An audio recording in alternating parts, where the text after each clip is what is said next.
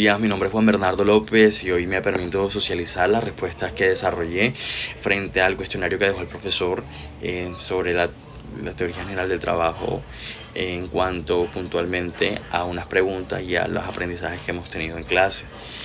Para iniciar, la pregunta número A se comienza a cuestionar a quienes deben tratar de encargarse de esos trabajos que son feos y que son socialmente necesarios, sin embargo ninguno de nosotros quiere hacer.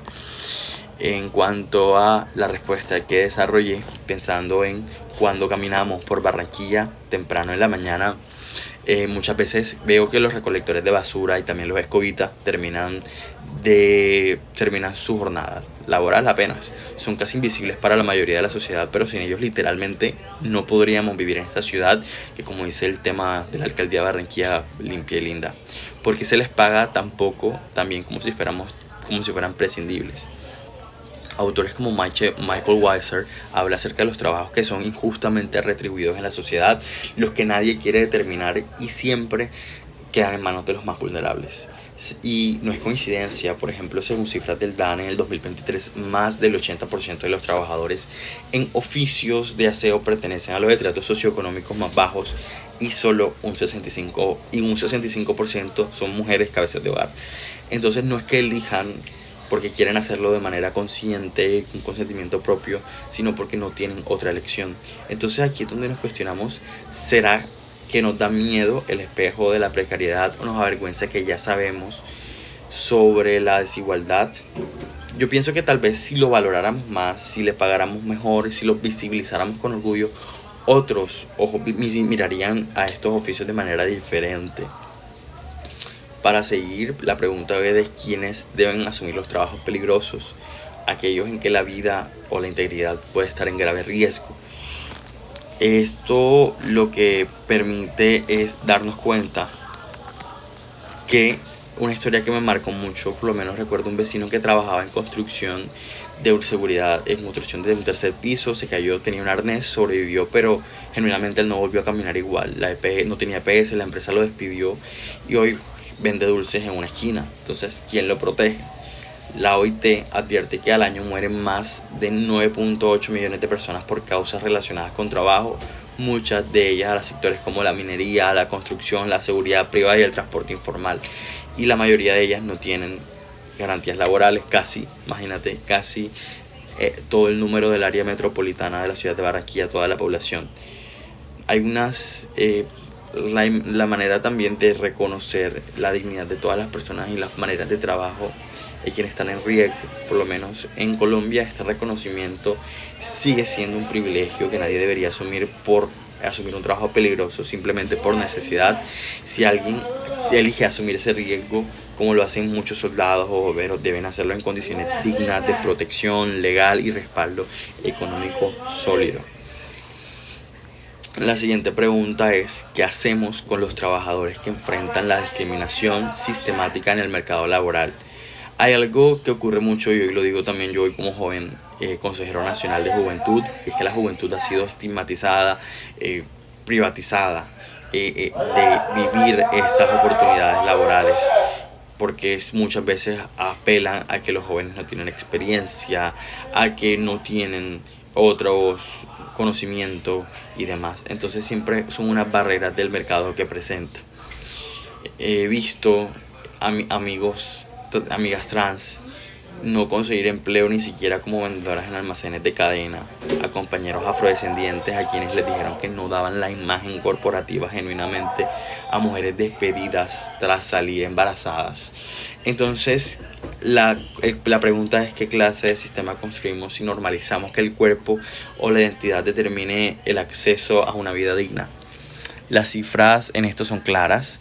El 25% de las personas, por ejemplo, con discapacidad no accede a empleos formales en Colombia, según el Ministerio del Trabajo.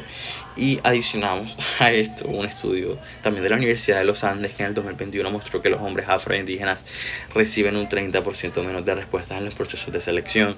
Estas matrices de opresión genuinamente lo que hacen es revictimizar a esas poblaciones que han sido históricamente excluidas y no les da un reconocimiento moral y social ni la oportunidad de tener un acceso justo al trabajo, y la exclusión se vuelve un problema estructural. Realmente algo urgente que debemos proponer es que un Estado fiscalice mejor las empresas y que sean verdaderamente inclusivas, sobre todo en cuanto a la cultura ciudadana, que no se deje callar ante la discriminación porque el talento está, pero no se ve y la culpa ni siquiera es del espejo, es del sistema también, que lo que hace es no mostrar lo verdaderamente valiosos que son esas personas que tienen unas condiciones distintas y diferenciales.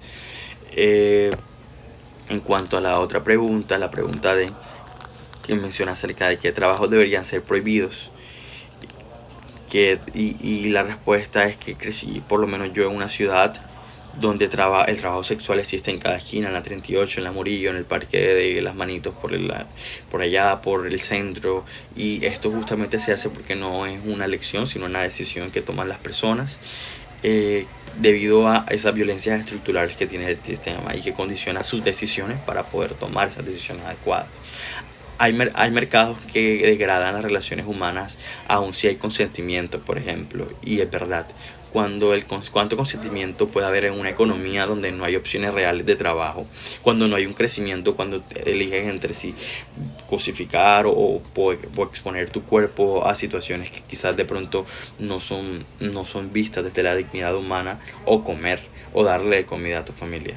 No es normal, no es un tema de la moral, es un tema, una pregunta ética y política también estructural, porque hay gente que no tiene otra opción que vender su cuerpo, y porque convertimos el cuerpo en un entretenimiento o en temas de contenido, tipo como lo pinté de alquiler, OnlyFans, deportes extremos con daño. Eso revela una verdad incómoda, es que el cuerpo pobre se vuelve una mercancía, y eso mínimo debería incomodarnos. La pregunta es, la última, para quienes no tienen trabajo o tienen uno que no le garantiza los ingresos mínimos, tienen derecho a obtener un empleo público o privado si lo solicitan. Esa pregunta, por lo menos vuelvo a repetir, como joven costeño que ha vivido en una carne propia la precariedad laboral. Cuando hice mis prácticas en mi anterior carrera, puedo decir que no todos elegimos trabajar, muchos lo hacemos por la urgencia, por la demanda del mercado y las necesidades que hay en las casas. Estudiamos, trabajamos, y lo que se busca la juventud es sobrevivir. Y entonces, para hablar de la renta básica, no como limosna, sino como también un derecho fundamental para poder subsistir en las poblaciones vulnerables. Realmente, la capacidad real para dar la capacidad real para elegir lo que debería darse. Y en ese sentido, la renta básica también permitiría que millones de personas, por lo menos como Jóvenes en Acción, puedan estudiar sin caer en la miseria. Pero también hay algo que pienso, y es que en quienes nacieron con todo resuelto, genuinamente tienen que trabajar, que tal vez no sea por necesidad, sino por ética.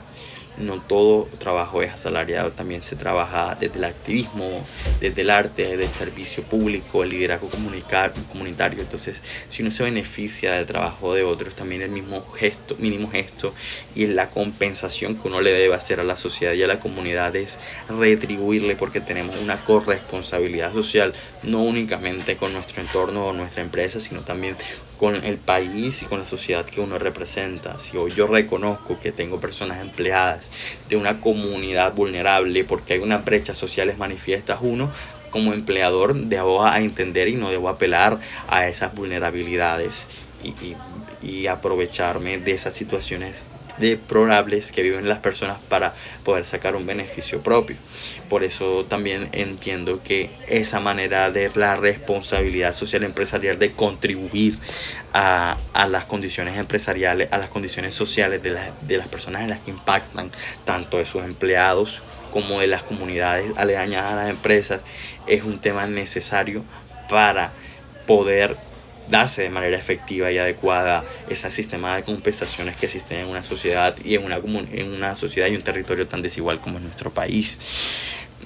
En esto, bueno, ya para cerrar, realmente quiero decir que el trabajo es un aspecto fundamental de la vida humana, y el aprendizaje de este curso significa también que, si bien el trabajo es ese aspecto fundamental de la vida humana que permite tener a la sociedad en una condición de estabilidad, también lo que hace es poder abrir la puerta hacia una precariedad desde la dignidad humana, desde la moral, si no se tienen unos límites claros y si no se conocen los derechos pertinentes para poder reconocer cuando existe una vulneración. Profesor, muchas gracias, gracias por su aprendizaje, gracias por estos meses de clase, gracias por su empatía a los problemas de los estudiantes. Entonces le envío realmente un fuerte abrazo a usted y a los compañeros que sí se han dedicado a ver los videos.